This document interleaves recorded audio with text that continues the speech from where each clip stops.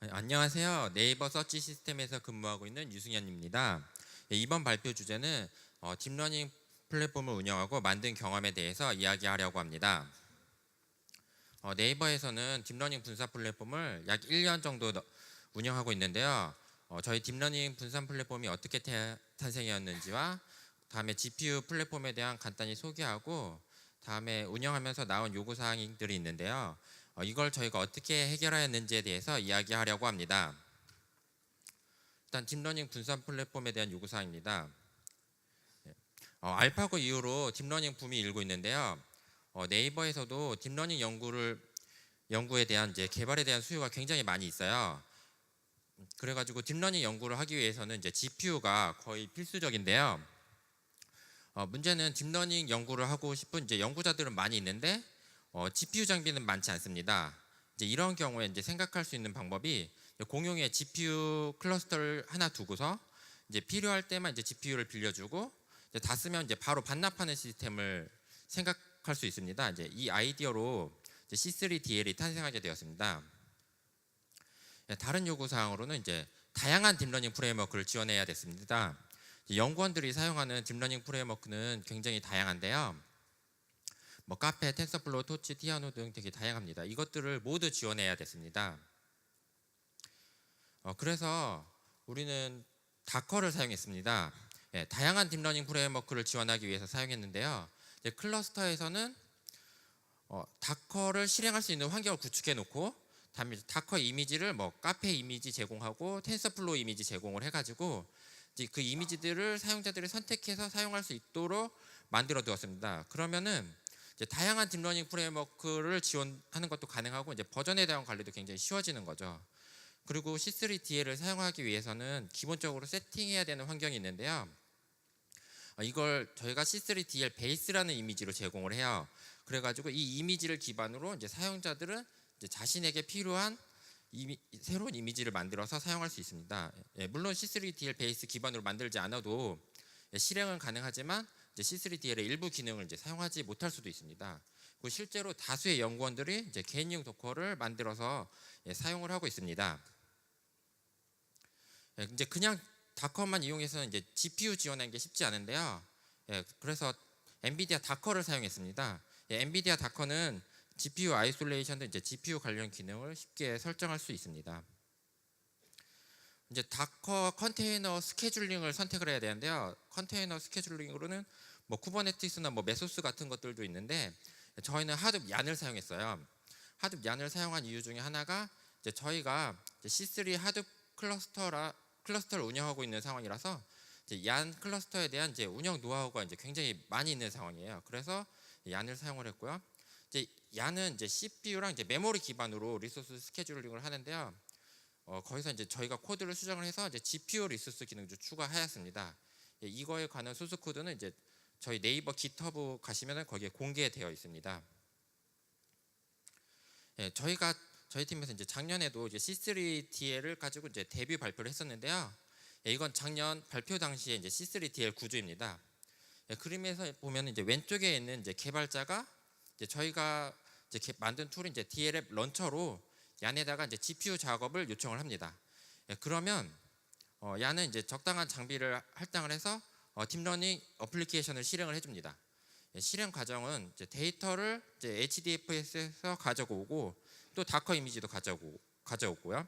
그 다음에 이제 실행을 해요. 다음에 실행이 끝난 후에는 이제 아웃풋을 다시 HDFS에 이제 다시 저장하게 됩니다. 이걸 운영하면서 이제 사용자들이 이제 새로운 요구 사항들이 나오는데요. 이제 그런 요구 사항들에 대해서 이제 이야기를 하겠습니다.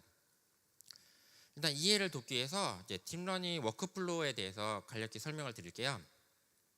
일단 딥러닝을 하기 위해서는 일단 데이터를 모아야 돼요. 저희는 이제 데이터들이 많이 있었고요. 이제 데이터들을 모았으면 이제 그걸로 트레이닝을 해야 됩니다.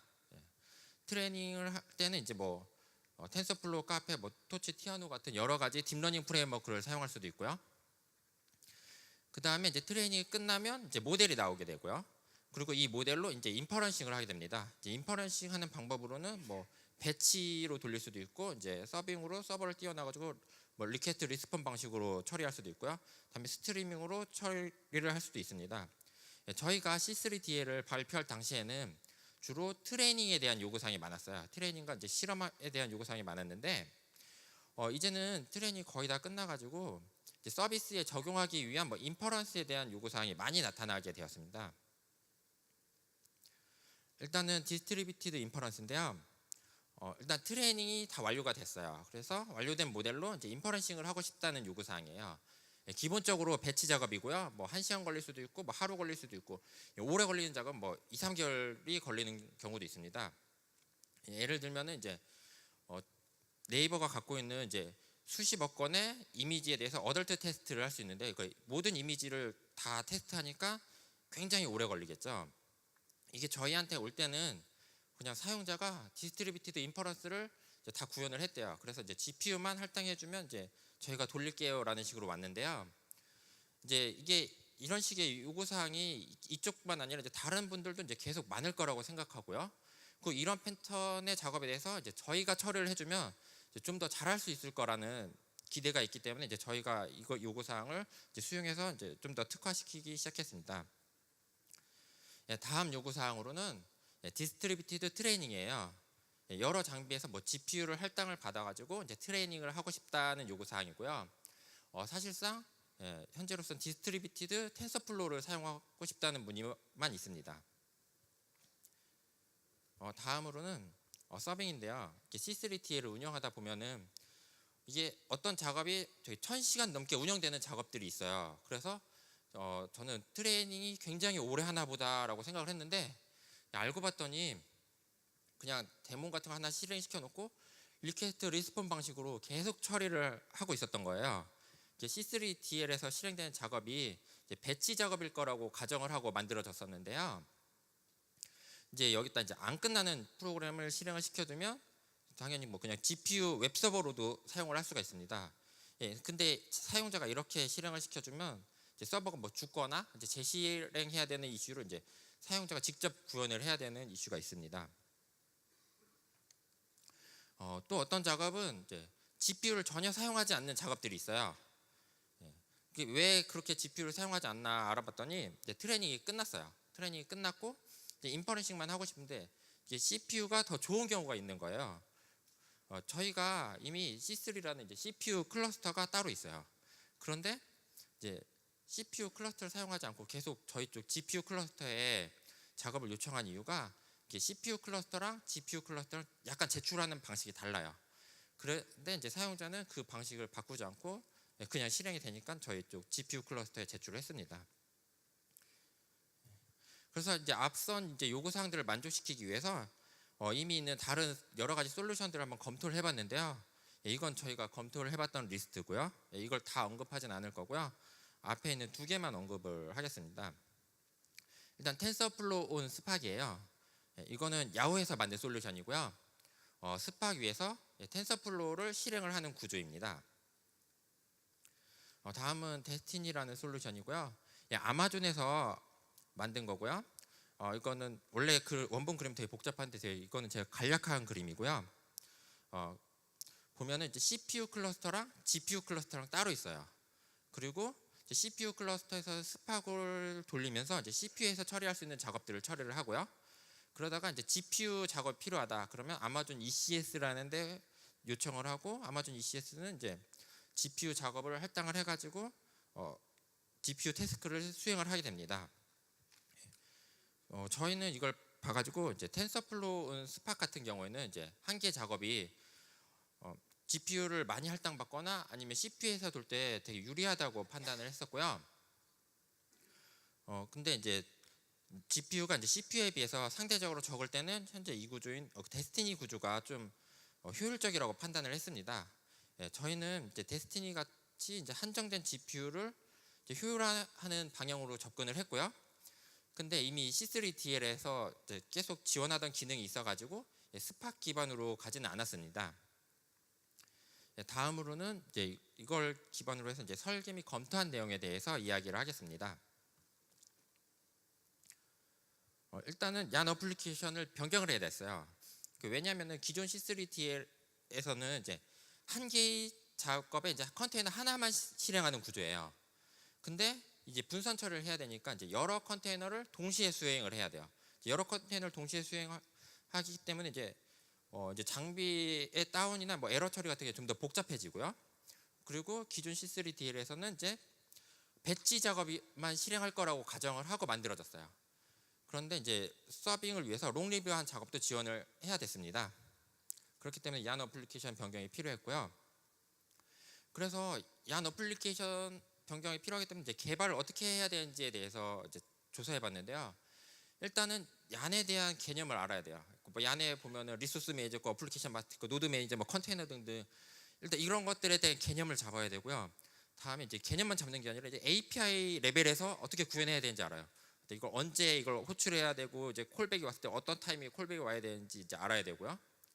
다음에 이제 어려운 게 이제 뭐 예외 처리 등을 해야 돼요. 뭐 컨테이너가 죽었을 때, 뭐 장비가 다운됐을 때, 뭐 어플리케이션 마스터가 다운됐을 때 이런 것들에 대한 에러 처리를 해야 돼요. 근데 이제 이게 그냥 있는 게 아니라 예제 프로그램이 물론 주어져 있죠. 이 예제 프로그램이 일단 1000줄 이상으로 좀 길어요. 그래가지고 저희가 사용한 방법이 아파치 슬라이더를 선택을 해서 사용을 했습니다. 아파치 슬라이더는 이한 어플리케이션이고요.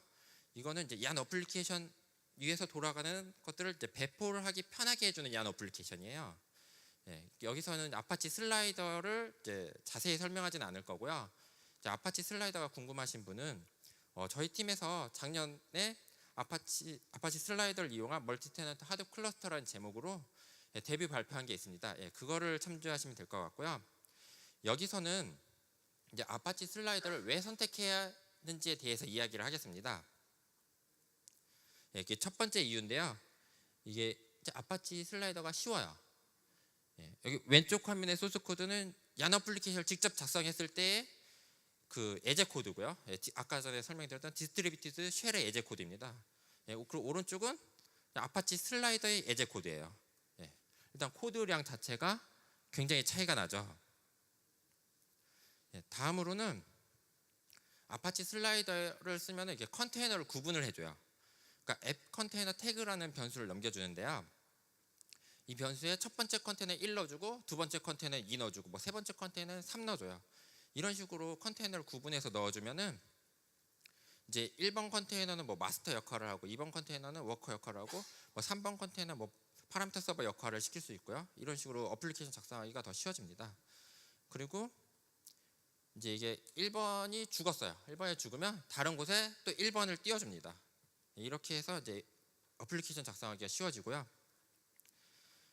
다음으로는 이걸 쓰면 이제 서빙에 대한 요구 사항은 그냥 만족을 시킬 수가 있어요. 왜냐하면은 아파치 슬라이더는 이제 배치 작업이 아니라 이제 원래 계속 실행하는 작업을 위해서 만들어졌어요. 그래가지고 서빙에 대한 요구 사항은 그냥 만족되고요. 일단 어플리케이션이 이제 다운됐을 때 계속 재시작을 시켜줘요. 다운되면 재시작 시켜주고요. 뭐 장비가 나가면 또 다른 곳에서 또 재시작을 시켜줍니다. 이런 식으로 동작을 하고요. 또 다음으로는 실행 중에 컨테이너 개수를 늘릴 수가 있어요. 그러면은 자기가 이제 서버를 띄워놓고 이제 이 요청이 좀 많이 들어온다 싶으면은 그때 이제 서버를 늘려도 되겠죠. 그런 식으로 서버를 늘릴 수가 있습니다. 근데 아파치 슬라이더가 이제 배치 모드를 위해서 개발된 게 아니기 때문에 배치 모드 개발이 필요했어요. 다행히 제 옆에는 이제 아파치 슬라이더의 컨트리뷰터님이 앉아 계셔가지고 그분이 개발을 해주셨습니다. 이거는 그분이 이제 개발을 해준 내용이고요. 배치 모드 개발을 해준 내용이고, 이게 파란색 사각형 분이 제 바로 옆에 앉아 계신 분이에요. 근데 이제 이 아파치 슬라이더를 이제 개발을 하다 보면은 이제 문서가 조금 부족해요. 그래서 그냥 문서만 보고 코딩하기 좀 어렵고 가끔 소스 코드까지 봐야 되는 경우가 있는데요. 저는 이때마다 이제 옆에 앉아 계신 분한테 물어보고 있습니다.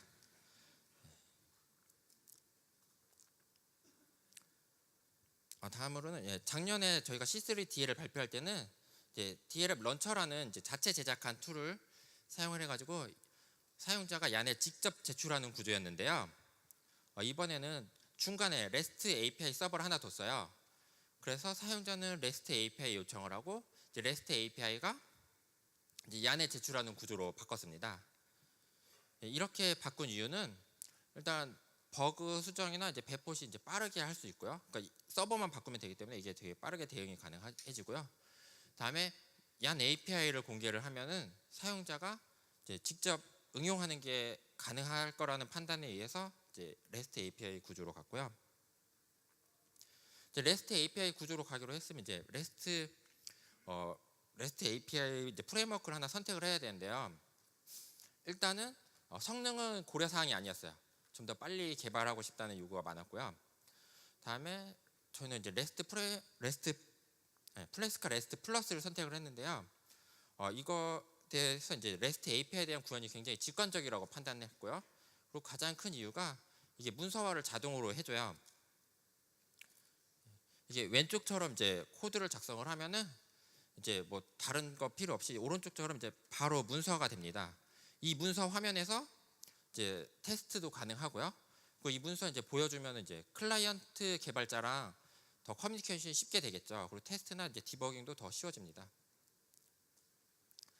그리고 REST API를 쓴 이유 중에 하나가 이제 CPU만 사용하고 싶다는 요구 사항이 있었는데요. 그 요구 사항을 이제 쉽게 만족을 시킬 수가 있어요. 보시면 이제 REST API에서 한번 봐가지고 GPU를 사용하는 작업이다. 그러면은 GPU 클러스터로 던지고요. 이제 GPU를 사용하지 않는 작업이다. 그러면 이제 저희가 갖고 있는 다른 CPU 클러스터로 던집니다. 이렇게 CPU만 사용하고 싶다는 이제 요구사항을 쉽게 만족을 시켰습니다. 이제 얀 어플리케이션은 아파치 슬라이더를 사용을 하고요. 이제 REST API 구조로 가기로 했으니까요. 좀 더 구체적으로 이제 구현하는 내용에 대해서 이야기를 하겠습니다. 이것도 작년에 발표했던 자료인데요. C3DL에서 실행하는 딥러닝 앱 컨셉이에요. 딥러닝 앱은 이제 4개의 구성 요소로 이루어져 있고요. 첫 번째는 일단 프레임워크 환경이에요. 그러니까 프레임워크 환경은 카페, 텐서플로우 같은 것들이고요. 다음은 사용자 프로그램입니다. 사용자가 직접 작성한 이제 소스 코드를 말하는 거고요. 다음으로는 인풋 데이터, 아웃풋 데이터가 있습니다. 이렇게 있고 이제 사용자는 자기 로컬 개발 환경에서 이제 소스 코드를 작성을 해요. 소스 코드 작성을 한 다음에 이제 인풋 데이터랑 아웃풋 데이터 위치를 적고요. 다음으로 이제 어떤 프레임워크를 사용할지를 적어가지고 이제 딥러닝 앱을 만들어가지고 저희 쪽에 제출을 합니다. 그러면은 이제 이렇게 한 번에 하나씩만 제출하는 구조로 되어 있었고요. 이제 이거를 가지고 이제 분산 API를 이제 만들어야 돼요. 근데 이게 설계 전략 만들 때 일단 쉬운 API를 만들 수 있고요. 자유도 높은 API를 만들 수가 있습니다. 일단 API를 좀 쉽게 만들어 두면은 사용자가 이제 진입 장벽이 낮아지겠죠. 진입 장벽이 낮아지고 그런데 이제 이걸 계속 쓰다 보면은 더 어려운 기능, 뭐 좀 더 다른 기능을 쓰고 싶다. 그럴 때 이제 요구사항을 만족 못 시키는 경우가 생길 수가 있고요. 이제 또 자유도 높은 API를 만들어 가지고 모든 파라미터를 다 사용자가 이제 다 지정을 할 수 있게 만들어 두면은 이게 너무 어려워서 이제 쳐다도 안 보는 경우가 발생할 수가 있잖아요. 그래가지고 저희가 선택한 전략은 그냥 일단 둘 다 구현을 하기로 했어요. 둘 다 구현을 하는데 구현 전략은 일단은 자유도 높은 API를 만들어요. 이걸 만들고 다시 그거를 사용을 해가지고 이제 쉬운 API를 구현을 하기로 했습니다. 그 다음에 이제 쉬운 API만 사용자한테 일단은 노출을 하고요. 그러다가 이제 뭔가 더 하고 싶다, 뭔가 더 기능이 필요하다라는 사용자에게만 자유도 높은 API를 공개하는 전략을 선택을 했습니다. 이거는 자유도가 높은 API 예제고요. 보시면은 파라미터가 굉장히 많이 있어요. 이건 다음은 이제 쉬운 API 예제고요. 여전히 이제 파라미터는 많이 있긴 하지만 이제 앞에서 봤던 것보다는 이제 파라미터는 훨씬 적습니다. 그리고 실제로 사용할 때는 이 형태에서 필요한 파라미터만 몇 개 변경하기 때문에 더 쉬울 거라고 생각합니다. 그래서 이거는 이제 분산 처리를 위해서 자유도 높은 API에 대한 컨셉이에요. 기본적으로 딥러닝 앱을 여러 개 제출하는 거예요. 여러 개 제출하고 이제 사용자 원하면 소스 코드도 전부 다 다르게 제출할 수도 있고 인풋도 전부 다 다르게, 아웃풋도 전부 다 다르게 지정할 수 있고, 뭐 프레임워크 다 다르게 지정할 수 있고, 이제 그 외에 이제 다른 파라미터도 전부 다 일일이 다 선택을 할 수 있습니다. 그런 구조고요.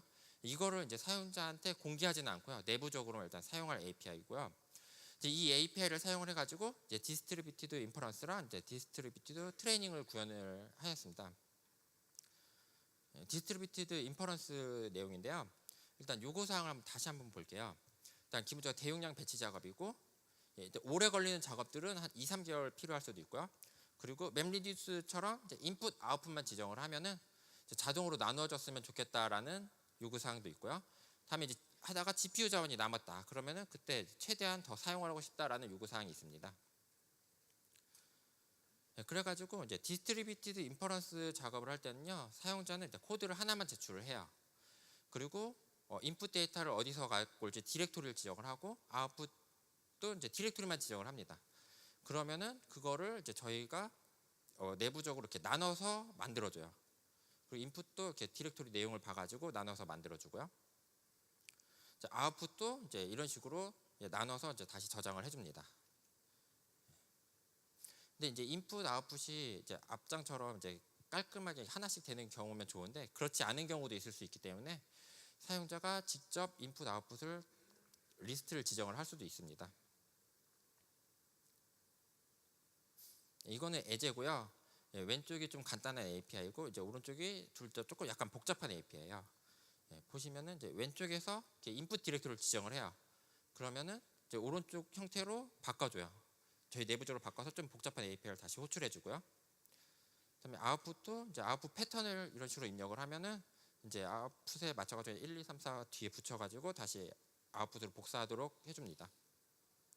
다음으로 이제 인퍼런스 스케줄링이고요. 일단 파티션 카운터가 있고 이제 컨커런시라는 변수가 있는데요. 일단 파티션 카운트 5라는 의미는 작업을 5개로 나누겠다는 거고요. 컨커런시 2라는 거는 이제 한 번에 최대한 2개씩만 이제 동시에 실행을 하겠다는 의미예요. 파란색은 이제 Q고요. 이렇게 5개로 나눠지면은 일단 Q에는 일단 2개만 들어갑니다. 나머지 3, 4, 5는 아직 들어가 있지 않고요. 그 다음에 이제 GPU를 할당을 받아가지고 이제 실행을 해요. 이제 쭉 실행을 하고요. 다음에 이제 또 다른 작업이 들어오잖아요. 그러니까 다른 사용자가 제출한 작업이 들어오면은 이제 Q에 일단 들어오고요. 컨커런시가 2라서 태스크 3, 4, 5는 아직 Q에 들어가지도 않고 있습니다. 다음에 태스크 A가 이제 남아있는 GPU에 할당되고요. 그 다음에 이제 태스크 1이 끝나면은 이제 그때서야 이제 태스크 3이 이제 Q에 들어가서 대기하는 구조입니다. 그러니까 컨커런시라는 의미가 GPU에서 실제 실행하는 거랑 Q에 있는 거 합쳐가지고 이제 2개가 된다라는 의미가 되고요.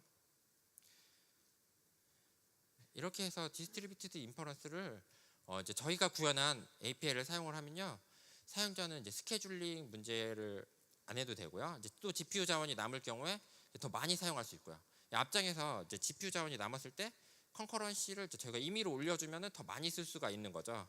그런 식으로 GPU 자원 많이 사용할 수 있고, 또 장비 장애가 발생을 했을 때는 자동으로 재시작을 할 수가 있습니다.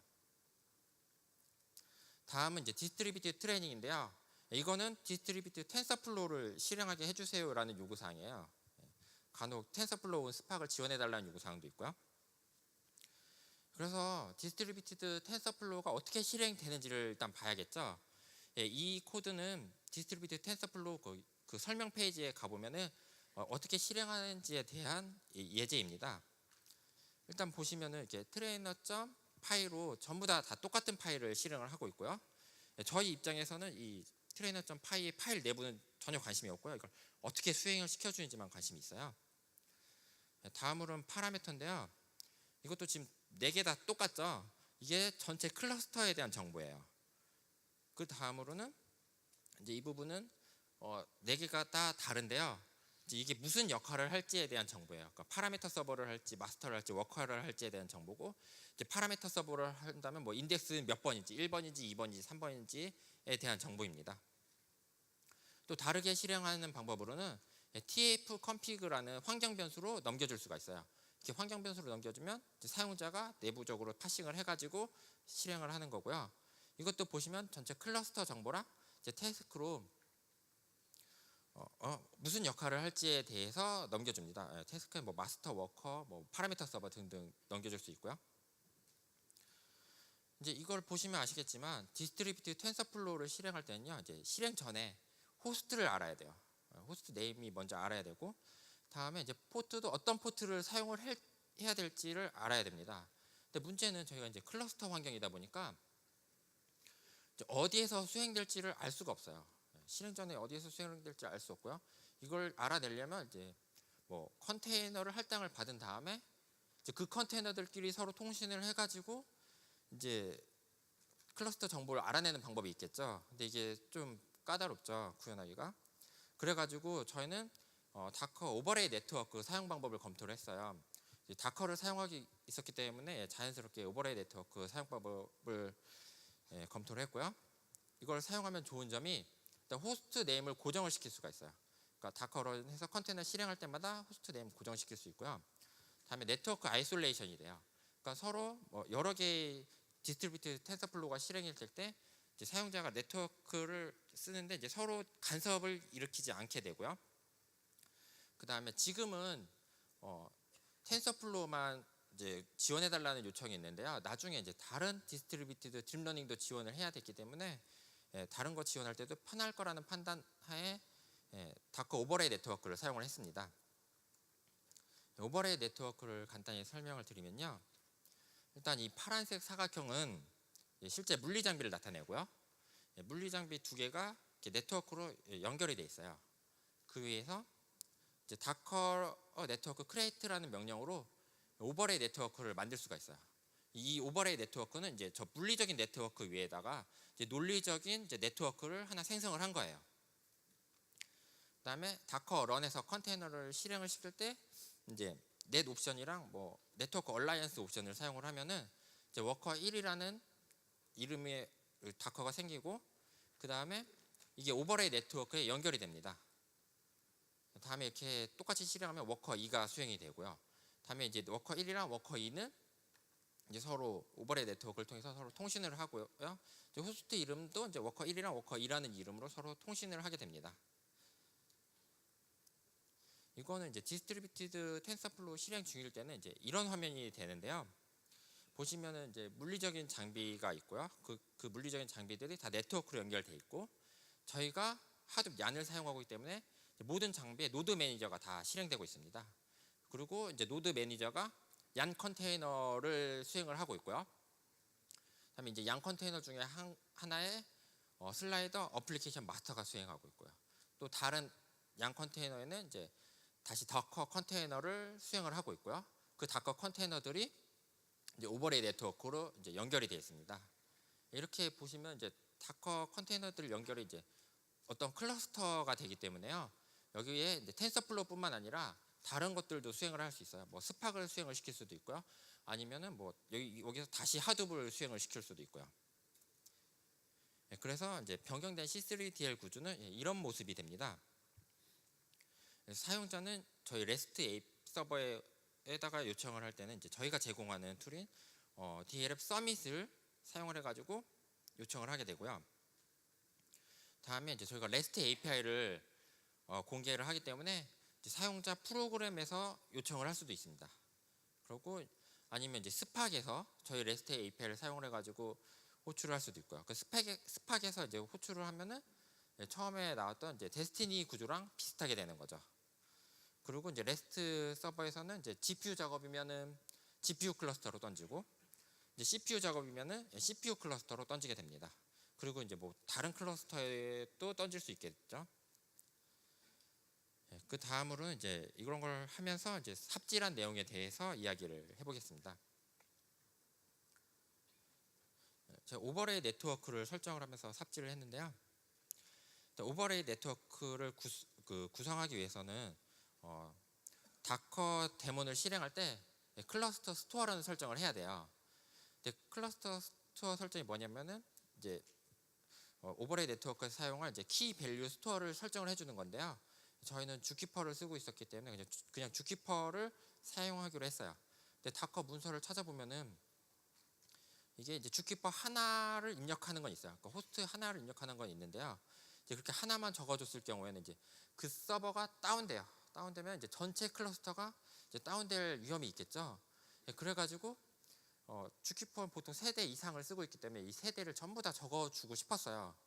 근데 문서에는 이게 아무리 찾아도 이게 없는 거예요. 하나 적어주는 예제인데 여러 개 적어주는 예제는 없어가지고요. 제가 이거를 뭐 컴마도 넣어보고 세미콜론도 넣어보고 하다가 우연히 컴마를 찾아가지고 컴마를 넣으니까 우연히 동작을 하더라고요. 그래가지고 혹시나 해서 이제 소스 코드를 찾아봤는데 소스 코드에서도 실제로 컴마로 파싱을 하도록 되어 있었습니다. 다음은 제 다커 문서를 대충 읽어가지고 삽질을 했었는데요. 이게 IP 옵션을 쓰면은 IP까지 고정을 시킬 수가 있어요. 그럼 이제 IP가 고정이 되면요, 예를 들어서 뭐 첫 번째 컨테이너는 뭐 19168 0.2를 주고, 두 번째 컨테이너는 뭐 19168 0.3을 주고, 이런 식으로 IP를 다 고정시키면은 더 편하겠다라고 생각을 했어요. 그러면 이제 디버깅도 더 편할 수도 있고, 이제 사용자가 프로그래밍 할 때 이제 IP를 뭐 직접 코딩을 할 수도 있고요. 그런데 이게 IP가 이제 같은 IP를 사용할 경우에는 IP가 중복되면 이제 실행이 안 돼요. 당연히 같은 오버레이 네트워크 안에서는 IP가 중복되면은 충돌이 나겠죠. 근데 이제 오버레이 네트워크를 다르게 만들어도 서로 달라도 이제 IP가 중복되면 실행이 안 되는 문제가 있습니다. 그래서 IP 옵션은 그냥 버렸고요. 다음에 처음에는 이제 링크 옵션을 사용해 가지고 또 컨테이너를 끼리 이제 통신하는 거를 구현을 했었는데요. 이게 데뷔 발표하다가 이제 문서를 찾아보니까 이게 디플리케이트 된 옵션이래요. 그래가지고 다른 옵션으로 바꿨습니다. 이거는 링크 옵션 말고 네트워크 얼라이언스 옵션을 사용하면 됩니다. 다음으로는 이제 디스트리뷰티드 텐서플로우를 쓰면서 이렇게 삽질한 내용인데요. 이게 제 처음에 수행을 할 때 인터넷에 있는 예제 코드 그냥 아무거나 갖고 왔어요. 아무거나 갖고 와서 그냥 수행을 했는데 수행이 잘 안 되는 거예요. 수행이 잘 안 되는 이유를 좀 찾아보니까 텐서플로우 버전이 굉장히 빨리 변하거든요. 그래서 이 예제 코드랑 제 환경에 설치된 이제 텐서플로우 버전이 서로 달랐던 거예요. 그래가지고 수행이 안 됐고요. 이걸 예제 코드를 갖고 왔을 때 이제 텐서플로우 버전을 좀 잘 확인해 보셔야 되고요. 그 다음에는 현재로는 이제 파라미터 서버가 종료가 안 되는 이슈가 있대요. 이게 파라미터 서버를 이제 수동으로 종료를 해줘야 돼요. 그래가지고 저는 이걸 갖고 와서 이 파라미터 서버 왜 종료 안 되나 굉장히 고민을 많이 했었는데요. 종료 안 되는 이슈가 논 이슈로 있는 거고요. 이거를 슬라이더로 구현을 할 때는 파라미터 서버는 서비스 타입으로 지정을 해줘요. 그리고 이제 다른 것들은 이제 전부 다 배치 타입으로 지정을 해주면은 이제 배치 작업이 종료된 다음에 이제 서비스 타입의 이제 파라미터 서버가 종료가 됩니다. 다음으로는 이제 아파치 슬라이더 개발할 때 개발 팁이에요. 맵리듀스 프로그래밍을 해보신 분은 아시겠지만 이렇게 맵리듀스 프로그래밍을 할 때는 이제 로그를 표준 출력으로 출력을 하잖아요. 그러면 이제 웹에 들어가서 이제 로그를 확인해 볼 수 있는데요. 이제 슬라이더로 개발을 할 때는 표준 출력을 하는 걸 사용 안 하시는 게 좋아요. 일단 표준 출력을 하면은 웹 화면에서 볼 수가 없고요.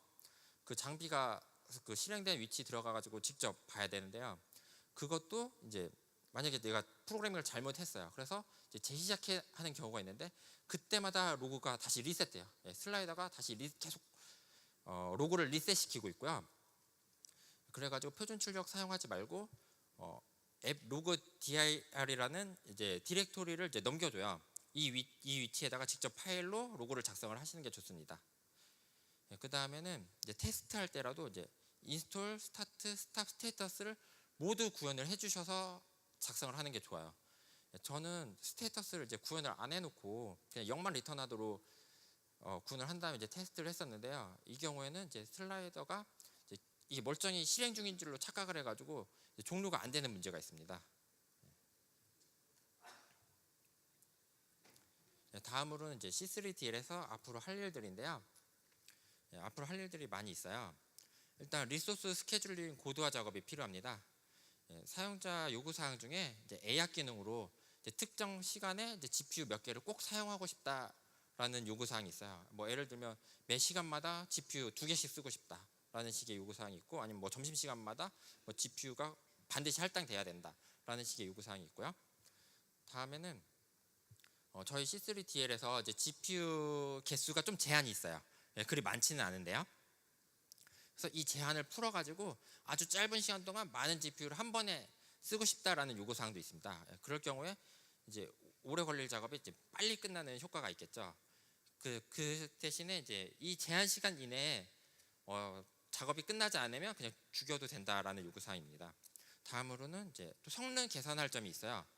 디스트리뷰티드 인퍼런스 할 때는 이제 컨테이너를 이제 한 번만 사용하고 이제 다 쓰면 이제 다시 또 할당받고 다시 또 할당받고 하는 식으로 사용하고 있는데요. 이걸 다시 할당받지 않고 이제 다시 재활용을 해서 사용할 수 있습니다.